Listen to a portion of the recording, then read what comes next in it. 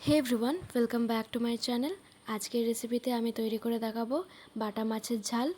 আর এই ভিডিওটা আমি নিশ্চয়ই বলতে পারি যে এইরকম বাটা মাছের ঝাল তোমরা কখনোই দেখোনি। তো ভিডিওটা শুরু থেকে শেষ অবধি স্কিপ না করে দেখতে থাকো। সবার প্রথমে আমি এখানে বেশ কয়েকটা বাটা মাছ পরিষ্কার করে ধুয়ে নুন হলুদ মাখিয়ে নিয়েছি। এবারে কড়াইয়ে সরষের তেল দিয়ে একে একে বাটা মাছগুলো লাল লাল করে এপিট ওপিট করে ভেজে নিতে হবে।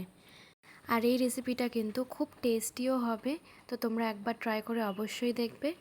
মাছগুলো আমি ভাজা বসিয়ে দিয়েছি, অন্যদিকে একটা মশলার পেস্ট রেডি করে নিয়েছি আদা, জিরে, সর্ষে, কাঁচা লঙ্কা আর কিছুটা পরিমাণে ধনেপাতা। এবারে এই সমস্ত উপকরণটাকে একটা ফাইন পেস্ট রেডি করে নিতে হবে। আর অন্যদিকে আমার মাছগুলোও দেখো ভাজা হয়ে গেছে। এবার ওই একই তেলে আমি আলুগুলোকে দিয়ে ভেজে নেব। আলুর মধ্যে সামান্য পরিমাণে নুন আর সামান্য পরিমাণে হলুদ দিয়ে ভেজে নেব, এতে করে আলুটা তাড়াতাড়ি সেদ্ধ হয়ে যাবে। এই পর্যায়ে মোটামুটি আলুগুলোকে 90% কুক করে নিতে হবে। এখানেই মোটামুটি দেখো লাল লাল করে ভাজা হয়ে গেছে। এবার আমি এর মধ্যে কিছুটা পরিমাণে বেগুন দিয়ে দিচ্ছি। এবারে আলু আর বেগুনটা একসাথে খুব ভালো করে ভেজে নিচ্ছি। যতটুকু পরিমাণে আলুগুলো সেদ্ধ হওয়ার ততটুকু এখানে আর একটু সেদ্ধ হয়ে যাবে। এই পর্যায়ে আমার সমস্ত উপকরণগুলো ভাজা হয়ে গেছে। এবার এই তেলের মধ্যে একটা তেজপাতা আর সামান্য পরিমাণে কালো জিরে ফোড়ন দিয়ে দিয়েছি। ফোড়নটা মোটামুটি হয়ে আসলে যে মশলার পেস্টটা রেডি করেছিলাম সেটা এর মধ্যে দিয়ে দেবো। এবারে তেলের সাথে খুব ভালো করে নাড়াচাড়া করে নিচ্ছি। আর তারপর এর মধ্যে সামান্য পরিমাণে আমি টমেটো সস দিয়ে দিচ্ছি। তোমাদের কাছে যদি টমেটো অ্যাভেলেবেল থাকে তাহলে তোমরা টমেটোটাই প্রেফার করবে। আমার কাছে টমেটো অ্যাভেলেবেল ছিল না, তাই জন্য আজকের রান্নায় আমি টমেটো সস ইউজ করেছি। এতে করে কিন্তু টেস্টে কোনো রকম চেঞ্জেস আসবে না।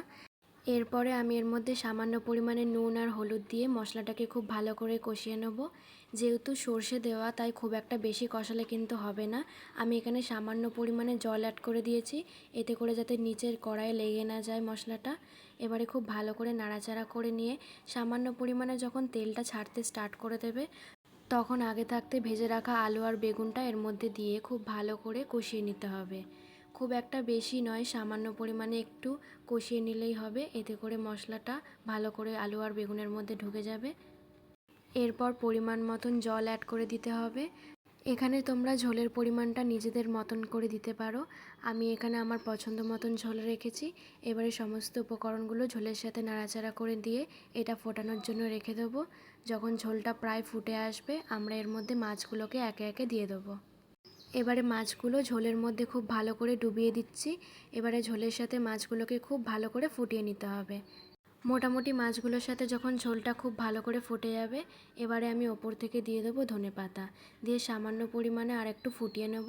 আর নামানোর সময় ওপর থেকে গরম মশলা দিয়ে হালকা নাড়াচাড়া করে নামিয়ে নিলেই কিন্তু রেডি হয়ে যাবে।